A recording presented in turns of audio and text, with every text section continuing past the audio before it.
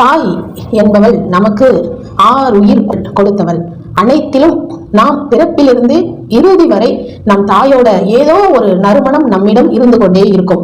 ஆக இப்ப நம்ம சொல்ல போற விஷயம் என்ன அப்படின்னா, தாயோட பொருள் நம்ம கிட்ட ஒன்று இருக்க வேண்டும். எப்பொழுதும் நம்ம கிட்ட ஒன்று இருக்கணும். அப்படின்னா அம்மா நம்ம கூட இருப்பாங்க. அதாவது இது ஆண் வேறு பெண் வேறு கிடையாது, இருவருக்குமே இப்ப நம்ம சொல்ல போகின்ற விஷயம் சரியாக இருக்கும். அப்போ என்ன பொருள் வச்சுக்கலாம் அப்படின்னா, அம்மாவோடது அவங்க நெடுநாளாக பயன்படுத்திய பொருள் ஏதோ ஒன்று நீங்க வைத்துக் கொள்ள வேண்டும். அப்படின்னா என்ன வச்சுக்கலாம் அப்படின்னா, அவர்கள் காலில் அணிந்த மெட்டி நீங்கள் வைத்துக் கொள்ளலாம்.